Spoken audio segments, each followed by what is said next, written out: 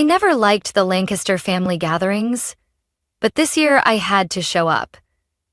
In a simple navy blue dress, I stood near the bar in the grand hall of Uncle Harold's mansion, quietly observing the booming laughter, the mutual flattery, and the self-satisfied glances, like everyone was competing for the lead role in an elite drama. The towering crystal chandeliers reflected off the mirrored walls, creating a dazzling, almost suffocating space. The scent of expensive perfume mixed with the gleam of polished walnut floors made me feel like I was standing in a museum of so-called status. They, the ones with Lancaster blood, always knew how to turn every gathering into a power display. I had just lifted my champagne glass to my lips when Aunt Margaret's voice cut through the classical music, sharp as scissors. "Victoria, goodness, I almost didn't recognize you. Still working as a secretary at, what was it again? Apex Consulting?" I smiled, keeping my gaze calm while my heart beat steadily. "Executive assistant, Auntie, and yes, still at Apex." She raised an eyebrow, a familiar move whenever she was about to pass judgment. "Well, haven't moved to a real company yet? You should consider it, you know. You could be doing so much more, if you used your time wisely." I didn't respond. Not because I didn't want to, but because I was far too used to comments like that. In their eyes, women in this family either married powerful men or worked in support roles, always supporting men. "You know," another voice chimed in, smug. It was Alex, my cousin, recently appointed deputy executive director at his father's firm just 2 months ago. "If you ever want a real job, I can talk to Dad. Our legal department is looking for someone to draft contracts." I hid a smile by taking another sip. If Alex knew I had just approved a $38 million restructuring contract last week, he probably wouldn't have said that. "Thanks, but I'm happy with my current job." Alex scoffed. "Well, good. Just remember, stability doesn't mean success." That line, no doubt memorized from some leadership seminar for newly promoted execs. I said nothing.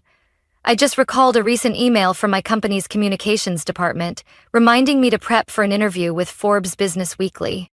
My eyes wandered around the room, where my relatives proudly discussed construction contracts, financial projects, investment strategies. Most were men, all in navy suits and expensive watches. The few women present were mostly wives or girlfriends, dressed to impress, but no one mentioned their careers. The Lancasters never hid their favoritism toward men. It was practically embedded in their bloodline. Women in this family were only praised when they were in the background. A wife with social grace, a daughter with a clean image, a dependable secretary. Nothing more. I once tried to prove I could be more. But the year I graduated with an MBA from Wharton with honors, all I got from them was a bouquet. No card, no celebratory dinner. When I pitched a proposal to transform small businesses through agile consulting models at a family gathering 7 years ago, they laughed. "Consulting?" Uncle Harold had said, loud enough for the maid carrying drinks to pause. "Victoria, let the big firms handle that stuff. You should be thinking about settling down." That night, I left Uncle Harold's mansion with one goal. I would build my own empire. Quietly. And one day, they would have to listen. I chose the name Apex Solutions because it evoked the summit, the place I was headed.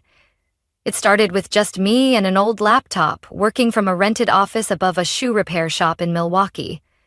But I had something they didn't. A clear vision, a sharp strategy, and a restructuring approach major firms hadn't dared to try. 7 years later, Apex has become a known name in corporate restructuring, but to the Lancasters, I'm still just Secretary Victoria. I looked at the glass in my hand, the light catching the thick rim like all the times I'd been underestimated. I finished my drink, set the glass down, and smiled. They never knew that the secretary they looked down on had blocked more than a few massive acquisition deals they thought were already theirs. And tonight, as they eagerly shared stories about new contracts, I waited for just one moment. The moment someone casually mentioned the name Apex. When that happened, I wouldn't need to say a word.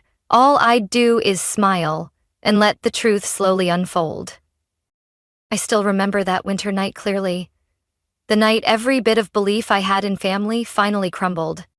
I was only 26 then, just under a year out of my MBA program. Fueled by the passion of youth, I believed that if I presented my ideas clearly enough, I could convince them, the heads of the Lancaster clan, that my proposal wasn't just feasible, it had the potential to reshape the future of small business consulting. I had prepared meticulously. Presentation slides, market reports, business models, a 3-year strategy. Everything neatly stored on the black USB drive I'd kept since college. I stood in Uncle Harold's meeting room, where the polished mahogany reflected the warm yellow lights, and began my pitch. For the first 10 minutes, they maintained polite expressions. 10 minutes later, a faint chuckle escaped from Uncle Raymond, who managed the family's real estate investment chain. By the 30th minute, Uncle Harold couldn't hold back anymore. "Victoria, you're a smart girl, but you've got your head in the clouds. Small business restructuring consulting? Who's going to believe in you? What experience do you have? You've never run a company." "That's why I'm starting with small businesses. I have a plan to grow steadily, forming strategic partnerships with—" "Enough." His voice was cold. "If you really want to work, come to my office next week. I'll get you a spot in the records room. Start with the basics." The room fell silent, except for the soft laugh from my cousin Marcus, who had filed for bankruptcy 3 times in 4 years, but was still seen as promising. That night, I left the mansion with one decision. I would do it on my own, without a single one of them. I started with the small amount I'd saved from years of part-time work and postgraduate scholarships. A tiny room on the 3rd floor of an old building in Edgewater, Chicago, right above a phone repair shop, became the first headquarters of Orion Strategies, the name I chose instead of Apex because I wanted it to evoke long-term vision and clarity, like constellations in the sky. At first, there was no sign, no receptionist, no polished office, just me, an old desk, and an unshakable belief that I was doing the right thing. I handwrote every business plan for my first client, a print shop drowning in debt and operating costs. They came to me because they had no other options. I spent nearly 2 months living in their balance sheets, accompanying them to every bank meeting, renegotiating every supply contract. When their revenue rose 19% in a single quarter, the name Orion Strategies began to circulate in local business circles, like a rumor no one could confirm. I knew if I wanted to go further, I had to stay hidden. I hired an old friend, a corporate law expert, to act as my legal representative. I signed all documents as an independent advisor. I declined every interview. When clients came in, I was the project assistant. When they left, I was the one coordinating every strategy. Every employee I hired, from analysts to accountants, signed a confidentiality agreement. They didn't know I was the founder. They only knew me as Victoria, the one who keeps everything running smoothly. 3 years later, Orion had 4 small branches in Chicago, Minneapolis, Austin, and Denver. Though no one knew my name, I had successfully negotiated contracts with 3 retail chains and a tech company on the brink of collapse. I kept myself out of every photo, every press conference, every industry event. Not because I feared being exposed, but because I wanted to steer every step myself. No spotlight distracted me. No handshake threw me off course. I vividly remember one night, walking past the office after a late meeting. The glass door still glowed faintly with the blue light from the projector, a few documents scattered on the conference table. I paused to look through the glass and saw my reflection, not the woman in a plain dress, silent at a Lancaster family gathering, but someone slowly gaining real power. The power of knowledge, perseverance, and strategy. No one in my family knew. To them, I was still Victoria, the unmarried niece working as an assistant at some company they'd never heard of. But I was quietly building an empire, solid, steady, and increasingly impossible to overlook. And I knew the time for them to see who I really was would come. 6 years after I opened that first tiny office, Orion Strategies had become a name that couldn't be dismissed in the corporate restructuring field. But the point wasn't the reputation, it was the way we operated. Quietly, strategically, and most importantly, anonymously. When the stock market started to fluctuate, when family businesses began to crumble from supply chain disruptions, and when major corporations smelled opportunity for acquisitions, that was when Orion became the name many business owners called as a last chance. We didn't launch loud campaigns, no PR blitz, no CEO talk shows, no magazine cover interviews. Everything started through discreet referrals among executives. There's a group of experts who never go public, but if they take your case, your company might survive. That discretion helped us stay off the radar of speculators, especially those at Lancaster Holdings. I discovered a truth that was both bitter and, in a way, fitting. The very company run by Uncle Raymond, the one who once scoffed at my business proposal, was leading the charge in acquiring struggling family-owned businesses. They didn't restructure. They split, sell cheap, and erase the trail. And so I began to shift my focus. I hired a market research team specialized in tracking cold acquisitions across the U.S., sudden approaches, lowball buyout offers, contracts that left no trace in the press. Among the names that surfaced, several companies were on the verge of being swallowed by Lancaster Holdings. I didn't tell anyone.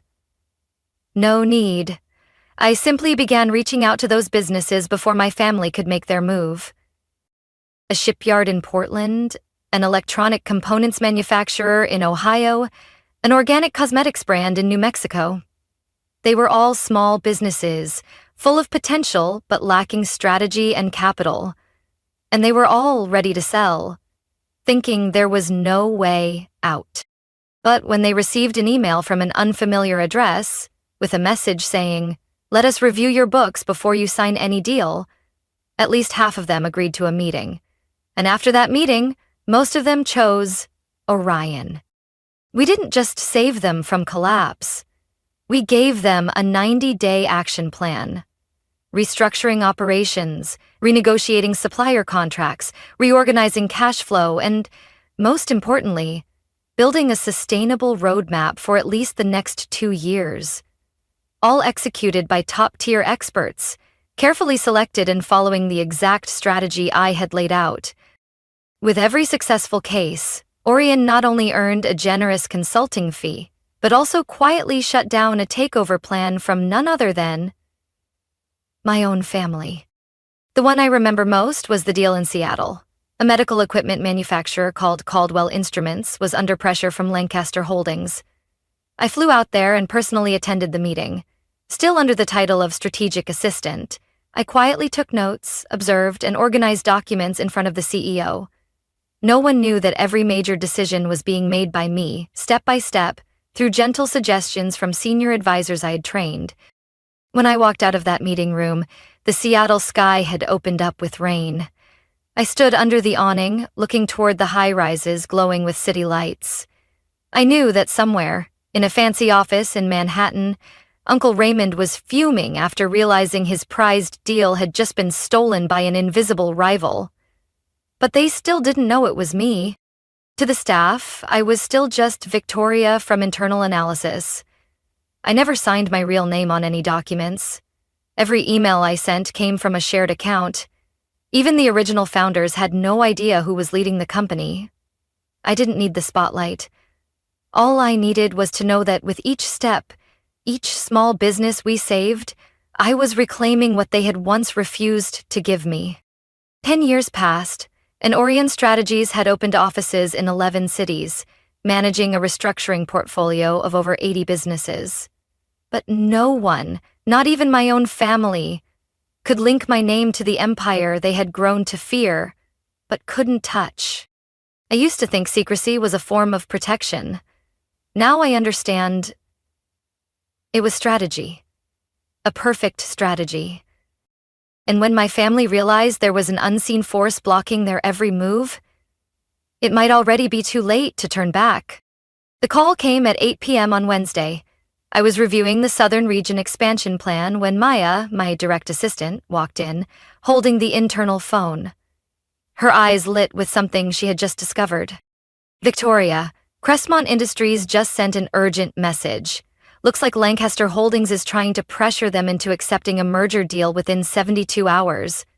And as far as I know, they reached out to Orion 2 weeks ago. I looked up and gave a small nod. I had expected this. Crestmont was one of the few remaining family-owned businesses in Missouri, specializing in advanced agricultural equipment. They were in the middle of a financial restructuring, and as usual, Lancaster Holdings had sensed weakness.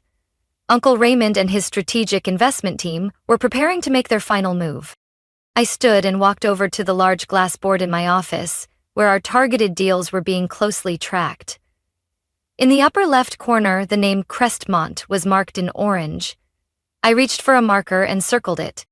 Tell them I'll attend the meeting personally. Have them schedule it for Saturday morning at the Chicago headquarters. Maya hesitated. You're going to reveal yourself? I nodded. It's time.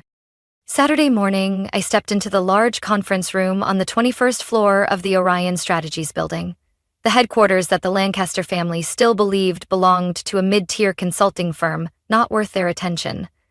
They had walked past this place many times during investment summits, even once sat in this very room. Without realizing I had been there too, playing the role of logistics coordinator. Today was different.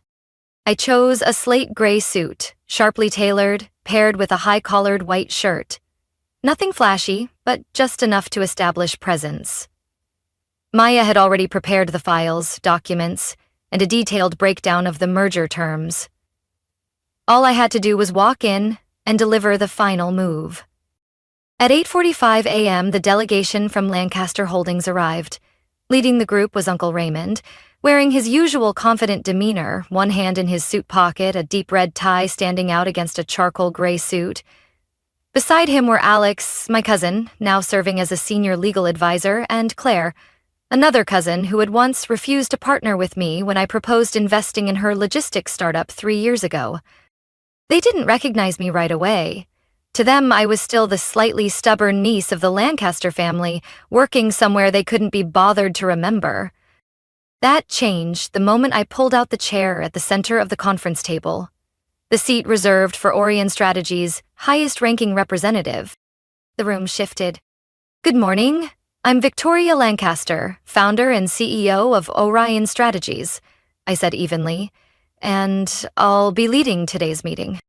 Claire dropped her pen. Alex stared at me as if he were seeing a completely different person. Uncle Raymond, stunned for a split second, squinted at me. What is this? You? You're the CEO of Orion? That's impossible. Maybe because you've never really looked at me. Just like you've never really looked at any of the women in this family. Unless they were pouring drinks or entertaining guests. Maya stepped in, quietly placing folders on the table, distributing them to each person. I looked each of them in the eye, slowly, deliberately. The documents in front of you outline Orion's proposed merger terms for Crestmont Industries, if you wish to continue negotiations. If not, starting Monday, we'll proceed with acquiring 35% of Crestmont's shares, which are currently being privately offered. Backed by an international investment fund, the deal will close in 10 days. Alex cleared his throat, trying to regain composure. This isn't legitimate. You can't just show up and change the rules like this.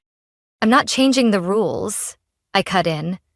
I'm just the only one here who knows the whole board. Uncle Raymond looked at me with a complicated expression. You've hidden this from us for 10 years. You're betraying your family. I let out a laugh, but there wasn't a hint of humor in it. Betrayal? What family, exactly? The one that laughed at me during a meeting when I talked about starting my own business? Or the one that only mentions my name as an example of a girl who hasn't made it? I stood up, my hand resting lightly on the folder in front of me. I used your dismissal as a shield, and with it I built a company that doesn't just survive. It's redefining how businesses are saved. Not to be sold off, but to be revived.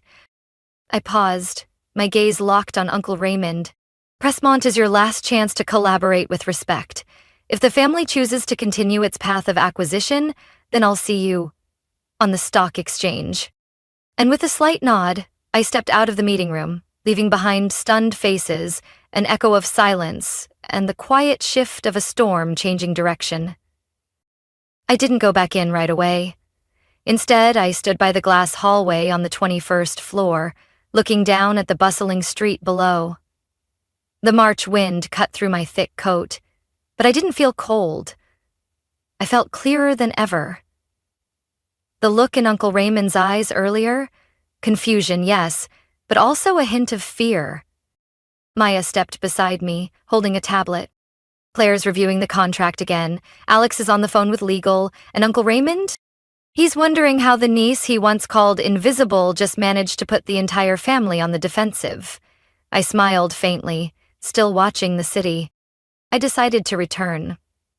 This game wasn't over yet. When I pushed open the door, the mood had shifted. Claire was no longer sitting upright. Alex had loosened his tie and was flipping through the documents tensely. Uncle Raymond sat with arms crossed, stone-faced, but his eyes were darting, searching for an exit. I pulled out my chair and sat down slowly, deliberately. "I assume you're trying to find a way to regain control," I said calmly, as if beginning a routine internal meeting. "Allow me to save you some time." I snapped my fingers. Maya handed me another folder. I pulled out 3 documents and placed one in front of each person. "These are records of the deals Lancaster Holdings pursued over the past 3 years, but that ultimately fell through with no clear reason." Alex frowned, studying me. Claire began flipping through the papers. Uncle Raymond didn't move. It seemed he already knew what was coming. I listed them one by one. Plymouth Textiles. Deal fell apart at the last minute after a consulting firm proposed a full restructuring plan that increased the company's valuation by 23%. Noblecraft, a furniture company in Texas, advised to shift their distribution model, and within 6 months, their stock value nearly doubled, far surpassing the original acquisition offer. Anderson Robotics, a startup in Denver. They were ready to sell for $14 million, but after one anonymous strategic consulting session, they secured a $60 million manufacturing contract. I paused, curling a slight smile. They all have one thing in common. Each was approached, analyzed, and restructured by Orion Strategies, which means by me. Alex dropped his pen. Claire closed her eyes for a brief second. Uncle Raymond kept staring at me. "You sabotaged a series of our deals," he said slowly. "No," I corrected him. "I saved the companies you were trying to erase." Claire whispered, barely audible. "You've been there, this whole time. In the shadows." I nodded. "Exactly. And the most interesting part is, none of you ever noticed. Why? Because I don't dress like an executive? Because I don't show up in magazines? Or because you never believed a young woman in this family could be someone who matters?" Uncle Raymond gripped the armrest of his chair tightly. "If you think you can force us to accept these terms—" "No," I interrupted, locking eyes with him. "I'm not forcing you. I'm offering a choice." I slid the merger agreement closer. "You can sign here, preserve your dignity and a portion of the financial gain, or refuse, and I'll proceed to acquire the remaining shares freely on the open market. At that point, Orion will hold full control over Crestmont. No more negotiation." No one said a word for several seconds. Then Claire spoke, softly. "If we decline, they'll do exactly what she said. I've reviewed their cash flow. They have the resources to acquire controlling shares in less than 2 weeks."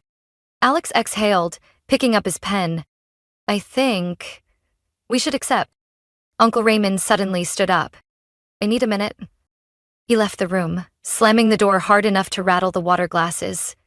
Maya leaned toward me and whispered, "Do you want to pause the meeting?" I shook my head. "No. They need time to realize the world has changed. And I'm not little Victoria anymore." 15 minutes later, Uncle Raymond returned, his face no longer cold and sharp. There was something different in his eyes, something more tired. He didn't say a word, just pulled out his chair, sat down, picked up the pen, and signed. I didn't say anything more, just nodded respectfully, stood up, picked up the folder, and walked out of the room. Outside, the sun had broken through after the night's rain. Light poured through the tall glass windows, reflecting off the polished stone floor. I had played my move perfectly, and for the first time, the Lancaster family was the one to retreat. 3 weeks after the signing at Orion headquarters, Monday's financial news lit up with headlines. Crestmont Industries officially merged with Orion Strategies under a sustainable growth partnership model. The market responded quickly. Orion stock rose 17% in 48 hours. Lancaster Holdings? It plummeted. I sat in my office, watching the news ticker on the big screen. In the lower corner, my name appeared for the first time on national TV. Victoria Lancaster, the mysterious CEO behind this year's biggest business turnarounds. I turned off the TV. Success was never the destination. For me, this was only the beginning of a much bigger transformation. The special shareholders meeting of Lancaster Holdings was scheduled the following week. For the first time in the company's history, a woman, me, was nominated for a seat on the board of directors. Not because they wanted to, but because Orion's stake had surpassed 31%. I walked into the meeting wearing an ivory suit, the boardroom lights catching the glass wall behind me, forming a soft halo as if the entire room had converged its gaze on one center. And it had. The faces of the aging board members, mostly men, showed unease they couldn't hide. A few forced polite smiles, others avoided eye contact, but one person didn't show up. Alex, the cousin who once smugly claimed he could get me a real job, had just been asked to step down temporarily from his legal advisor role due to conflicts of interest uncovered in multiple deals. I didn't feel triumphant, I just felt right. When invited to speak, I stepped up to the podium, placed my hand on the table, and looked straight into the camera, live streaming to thousands of shareholders.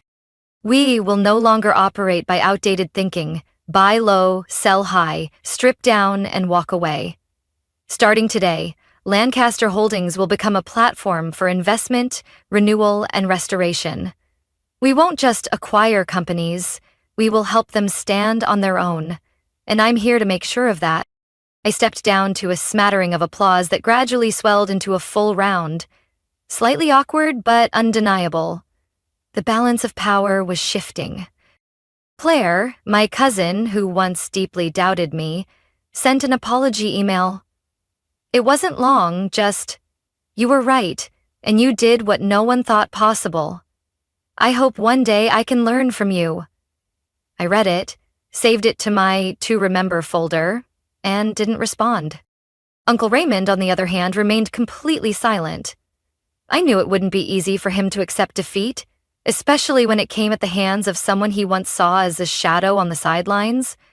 But the last time we ran into each other at an industry event, he simply nodded at me. No criticism, no condescension, just a nod. Perhaps that was the biggest acknowledgement he could give me. As for Patricia, the ever-composed aunt, she began a campaign to rebuild her image. She appeared on a podcast for accomplished women, her voice sweet. I always believed Victoria had potential. Our family is very proud of her. Unfortunately, the internet doesn't forgive easily. Within an hour of the podcast airing, an old video from the previous year resurfaced, at a family birthday party, where Patricia plainly told me in front of everyone, "Victoria, stop dreaming. You don't have the Lancaster business gene. That's for the men." The clip went viral. The hashtag, "This is the real Patricia," trended overnight. Aunt Patricia had to pause all media appearances, delete her personal social media accounts, and avoid the press. 2 months later, James, the youngest cousin, asked to meet me at a cafe in Lincoln Park. He brought a pitch for a joint venture, an investment arm under Orion, focused on female-founded startups. It sounded noble, but I saw the ambition in his eyes. James never did anything that didn't benefit himself. I sipped my coffee, looked him in the eye. James, Orion wasn't built to monopolize. We built it to share value. But only with those who truly believe in that. You're not ready. I stood, left the check along with my short refusal, and walked out. Behind me, James sat in silence, his usual confidence gone for the first time. I didn't need to defeat them. They lost their footing all on their own, through arrogance and bias. Justice doesn't always arrive with a gavel. Sometimes it comes when the people who once dismissed you are forced to listen. And in my case, to learn. Silence. 3 months after that historic shareholder meeting, my life entered a completely new phase. No more hiding behind anonymity. No more pretending to be an admin or silent observer in boardrooms. I, Victoria Lancaster, was now not only recognized as the force behind Orion strategies, but also a symbol for the women once overlooked, once dismissed for not fitting the mold. Interview requests, partnership offers, panel invitations, they came flooding in like a wave. But I didn't accept them all. I chose carefully. Because I knew I didn't need to be a public figure. I needed to be real.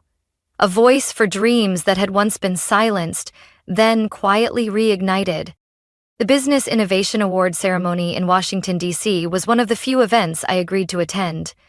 It was an early summer evening, the sky cloudless, the lights from the grand hall sparkling against glass like a dream made real.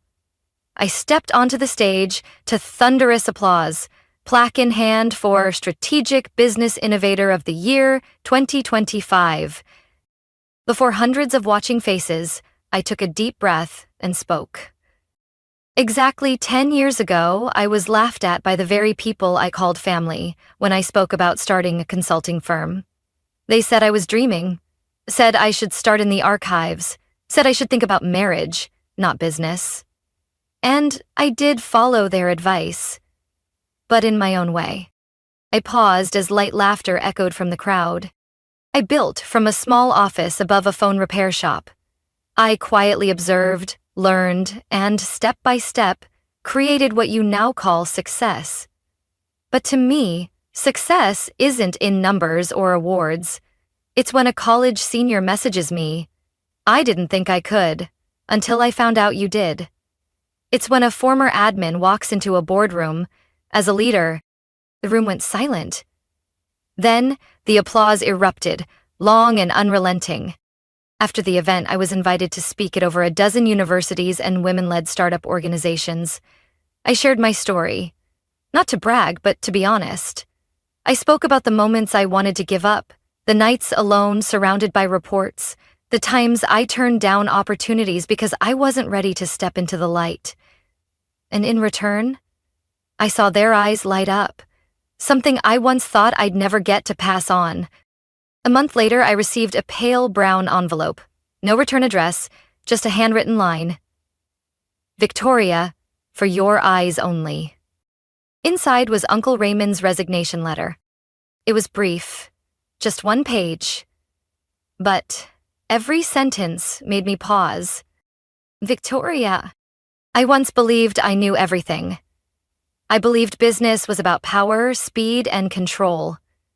But you've shown me another way. Smarter, more human. I'm stepping down from the Lancaster Holdings board. It's time for people like you to lead the next generation. I misjudged you. And I'm sorry. I folded the letter and sat quietly in my office, hand wrapped around my coffee mug, not from overwhelming emotion, but because I knew real change had begun.